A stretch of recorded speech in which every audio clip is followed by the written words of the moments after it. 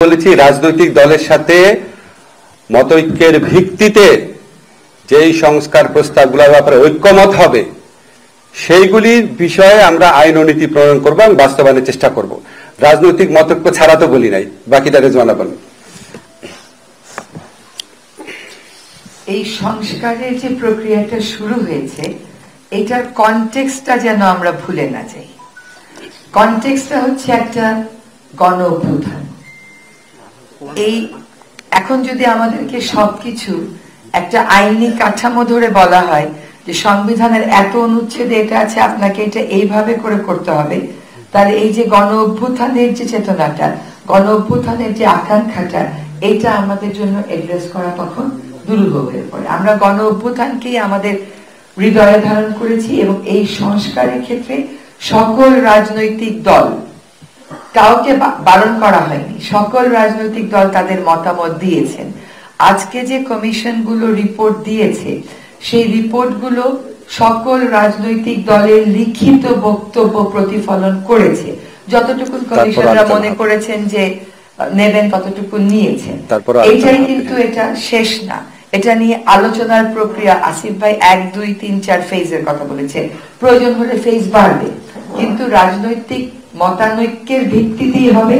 এবং প্রধান উপদেষ্টা মহোদয় এটা ক্লিয়ার করেছেন যে আমরা একটা এর পরের কমিশনটা হবে পলিটিক্যাল কনসেনসাসের কমিশন, যেটাতে উনি নিজেই থাকবেন হচ্ছে নেতৃত্বে। সুতরাং এটা পলিটিক্যাল কনসেনসাস নিয়েই হবে এবং যখন পলিটিক্যাল কনসেনসাস চলে আসবে, আমরা আশা করি পলিটিক্যাল কনসেনসাস আসবে, তখন আর লেজিটিমেসি না থাকার কোনো প্রশ্ন থাকছে না। এমনিতেও লেজিটিমেসি না থাকার কোনো কারণ নাই, কারণ এক হচ্ছে যে এই সাংঘাতিক বড় রকমের গণ অভ্যুত্থানের ফলেই কিন্তু এই প্রক্রিয়াটা শুরু হয়েছে। তারপরে রাজনৈতিক দলেরা সক্রিয়ভাবে লিখিত বক্তব্য দিয়েছেন, তো ম্যান্ডেট আছে বলেই তারা, প্রয়োজনীয়তা আছে বলেই তারা এই জিনিসগুলো দিয়েছেন। আরেকটা কথা হচ্ছে রাজনৈতিক দলের সাথে আলাপ। কোন রাজনৈতিক দলকে আমরা আপনাদেরকে আগেও বলেছি, বারবার বলছি যে আপনাদের প্রশ্ন কনস্ট্রাকটিভ ডিস্ট্রাকটিভের বিষয় না, আপনারা যে প্রশ্ন করবেন সেটাই কনস্ট্রাকটিভ। আমাদের এখানে একটা গ্রুপ আছে, হোয়াটসঅ্যাপ গ্রুপ, যেটা শফিক ভাই পরিচালনা করেন। সেখানে কিন্তু প্রত্যেক কমিশনের প্রধান যেই কথাগুলো বলেছেন সেগুলো অলরেডি রেকর্ডেড ফর্মে দিয়ে দেওয়া আছে। তারপরে আজকে সন্ধ্যার মধ্যে সামারি গুলো চলে যাবে আপনাদের কাছে। কন্টেন্টের বিষয়ে খুব ভালো হয় আপনারা সংস্কার কমিশনের প্রধানদেরকে যদি প্রশ্ন করেন, তার কারণ ওনারা আজকে ওনাদের রিকমেন্ডেশন গুলো বলতে পেরেছেন, কিন্তু রেশনাল গুলো তো আমাদেরকে বলতে পারেন নাই, সে সময়টা তো ছিল। আর হচ্ছে যে আমাদের পক্ষ থেকে বারবার বলা হয়েছে যে সরকারি পক্ষ থেকে বিচার হচ্ছে, কাউকে টার্গেট করে বিচার হচ্ছে না, একটা স্বচ্ছ প্রক্রিয়ার মাধ্যমে বিচার হচ্ছে। আপনারা ভিডিও দিচ্ছেন, আমরা ভিডিও জোগাড় করছি, দেখা যাচ্ছে এমন বিষয় ধরে বিচার হচ্ছে।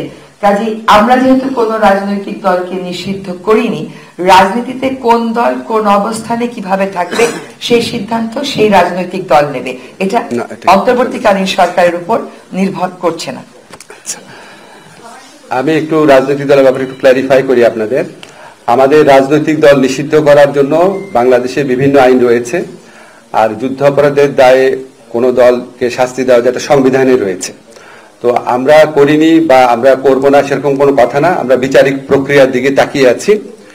সুষ্ঠুভাবে বিচার হওয়ার পর আমরা এই গণহত্যা, মানবতা বিরোধী অপরাধের সাথে দল সংশ্লিষ্টতার বিষয়ে আমরা যেই ধরনের রায় পাবো সেটার আলোকে বহু সিদ্ধান্ত গ্রহণ করার সময় এবং সুযোগ আমরা পাবো। সাবিয়া, জি,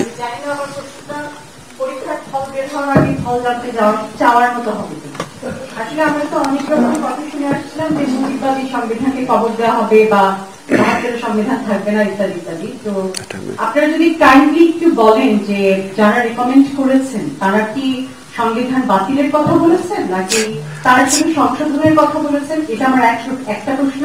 যদিও শফিক ভাই বলেছেন একটা বেশি করা যাবে না, আমি দুইটা প্রশ্ন করতে চাই। আর দ্বিতীয় প্রশ্ন হচ্ছে যে রাষ্ট্রীয় আমাদের যে সংবিধানের 4 মূলনীতি, তাতে কোনো পরিবর্তনের রেকমেন্ডেশন আছে?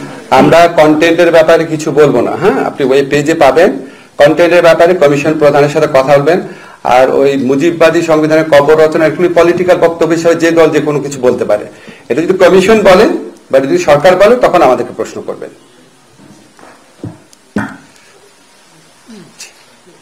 Any other?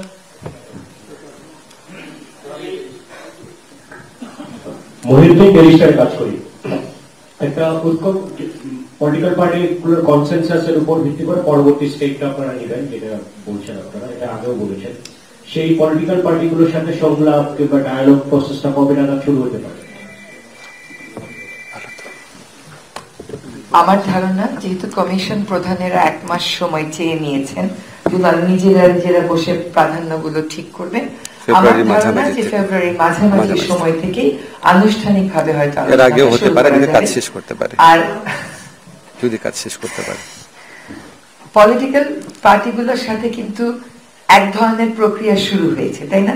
কারণ তারা তাদের লিখিত মতামত দিয়েছেন। তো কাজে আলোচনাটা, আনুষ্ঠানিক আলোচনাটা আমার ধারণা কমিশন প্রধানরা যখন একটা পর্যায়ে চলে আসবেন, ফেব্রুয়ারির মাঝামাঝি জায়গায় আনুষ্ঠানিকভাবে শুরু করে দেওয়া হবে। আমি একটা জিনিস অ্যাড করি, ওনারা যদি কাজ আগে শেষ করতে পারেন তাহলে হয়তো ফেব্রুয়ারি প্রথম সপ্তাহে শুরু হতে পারে। আমার নাম তানভীরুল মিরাজ রিপন, আমি এখানে প্রতিনিধিত্ব করছি স্কাই নিউজ ইউকে থেকে। তো আমার প্রশ্নটা খুবই রিলেভেন্ট মনে হচ্ছে আজকের টপিকের সাথে। তারপর প্রশ্নটা হচ্ছে কি, আমাদের বাংলাদেশ সরকার কোনোভাবে, আপনারা তো জানেন ইলেকট্রিসিটি গতকালকে রিজাইন দিয়েছেন, তো শেখ হাসিনা পরিবার এবং তার ইলেকট্রিসিটির বিষয়ে কোনো প্রকার আরো বেশি তদন্তের জন্য কোনো প্রকার ইউকে অথরিটি বা পুলিশের সাথে যোগাযোগ? আমি একটু বলি এই বিষয়ে। তো আমাদের প্রধান উপদেষ্টা প্রেস সচিব তো অলরেডি কথা বলেছেন, আমরা ওনার কাছে দিচ্ছি, উনি ক্লিয়ারলি আপনাদের বলবেন। আমরা এই বিষয়ে তো কালকে একটা স্টেটমেন্ট দিয়েছি, এটার বাইরে আমাদের আসলে নতুন কিছু করে বলার নাই। ডিরেকশনটা তো সবাইকে দিয়েছি, আমরা কালকে রাতে দিয়েছি, আপনারা দেখেছেন, রাত 11টা 11:30 দিকে দিয়েছি। আমরা কালকে রাতে আমাদের স্টেটমেন্টটা দিয়েছি, এর বাইরে কোনো বক্তব্য নাই। সরি, আপনারা ওইটা কাউকে দিয়ে পড়ায় নিয়ে, এটা পত্রিকা আসছে না, পত্রিকা আসছে না। আমার মনে হয় আজকে আমরা এখানে শেষ করতে পারি। কমিশন প্রধানরা কিন্তু আপনাদেরকে সাক্ষাৎকার দেবেন, সুতরাং ওখানে যে বাকি প্রশ্নগুলো করে নেবেন। ধন্যবাদ সকলকে। ঠিক আছে।